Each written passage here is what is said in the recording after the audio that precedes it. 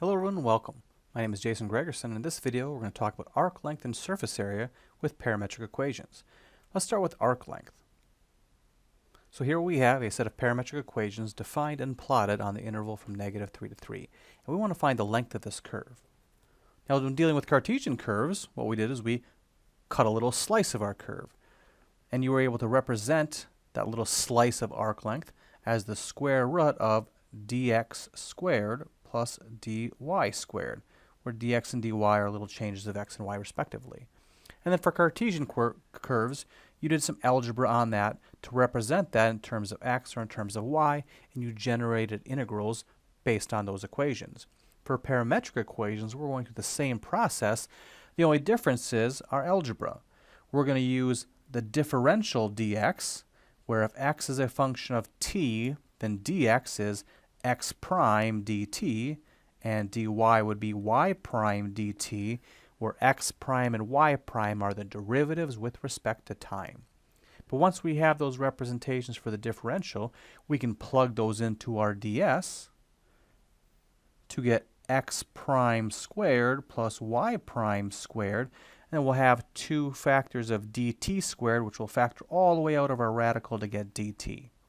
And so now we have an expression for ds in terms of t, and if we add up all our slices using integration, we have a formula for the arc length of a parametric equations. Now let's actually calculate those values in Mathematica. So here I'm just going to use n integrate because these integrals tend to be challenging. I'm integrating the square root of x prime of t squared plus y prime of t squared, and I'm integrating that from t goes from -3 to 3. And as always, if you can use your graph to help support your answer, we want to try to do that. In this case, if I'm traveling along my curve, I'm going from over here at an x value of about 9, I'm traveling along the curve. I've traveled a little longer than a distance of 9. My x value is changing from 9 to 0, so the total distance along this curve is probably a little bigger than 9. And then I have to travel all the way back, some other distance, a little bigger than 9. So I expect my value for the total arc length to be a little bigger than 18, and sure enough, that's the value I have. So it's always good to check your work graphically. So now we can calculate the length of a curve for parametric equations. But we have to be a little bit careful with parametric equations because the length traveled might not necessarily match the length of the curve. Let's look at an example. In this example, we have the set of parametric equations, x equals cosine of t, y equals sine of t. So this generates a circle. And if I looked at that circle and said, what's the length of the curve for this circle, well, you could say it's the circumference of the circle, and we could calculate that circumference value as 2 times pi times r, in this case the radius is 1, and we get some value of 6.28. However, if I went through and did my arc length calculation, and I integrated the square root of x prime of t squared plus y prime of t squared, and I integrated that from 0 to 4 pi, I don't get a value of 6.28. Instead, I get a value of 12.5. So why is that? Well, if I look back at my parametric plot, instead of plotting it from 0 to 4 pi, I plot it from 0 to pi, I get halfway around the circle, which tells me that if I go from 0 to 2 pi, I'm going all the way around the circle, and that 4 pi, where I'm actually my particle is actually traveling, would be 2 laps around the circle. And so this is why my distance traveled doesn't necessarily match the length of the curve. Now let's look at surface area. Earlier in the course, we learned that we could use arc length to calculate surface area with the formula the integral of 2 pi r ds. And the reason for this is if we looked at a little slice of our rotation, we were essentially taking the length of our curve, a little slice of the length ds, and rotating about the circle. And the circumference of that circle is 2 pi r. And once we had that slice, we added up all those slices continuously using integration to find the total surface area that we get by rotating this curve. Now with parametric equations, we can get some uniquely shaped surfaces. Here we can see we have some internal surfaces because of the nature of our curve. But even though they might look a little different, we can also still see that all we're doing is taking those curves and rotating them about some circle. And so even in this case, the radius of these circles will just be the distance from the x-axis up to the function, or the y-coordinate.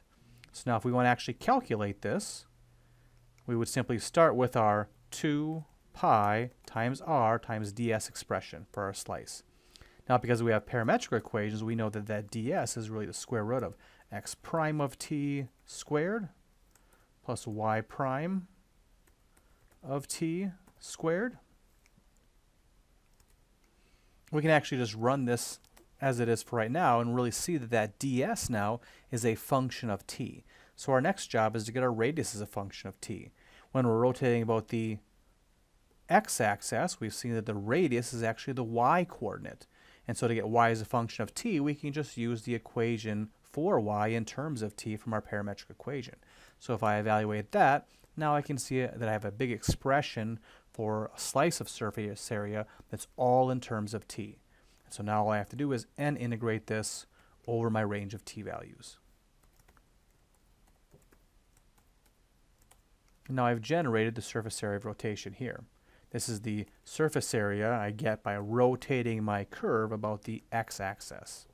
Now if I want to find the surface area about rotating about the y-axis, well, the only thing that really changes is my radius. So in this case, my radius would really be the x-coordinate of each point on my curve. And so to get the surface area rotating with the y-axis, it's 2 pi x of t times my expression for ds in terms of t. So now I have both of these surface areas. So now I can calculate the surface area using Mathematica. The other thing I can do is help visualize some of these rotations. To do that, we'll use a new command called revolution plot 3D. And so here's an example. I have my set of parametric equations defined, and I have my parametric plot, so I can see that. Well, revolution plot 3D just takes a parametric curve and rotates it about some axis. So I can use the same syntax in here that I use for parametric plot, but just change the command to revolution plot 3D. Now the only other information I need to specify is a axis of revolution, or a revolution axis.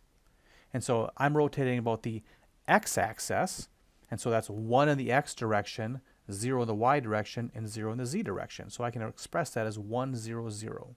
And so just by entering my revolution axis, it will actually generate what this rotation looks like. And certainly you can look at the help for revolution axis and find some of the other parameters. As a quick demonstration, here's that same command, but with a couple extra features added. So a couple extra options used.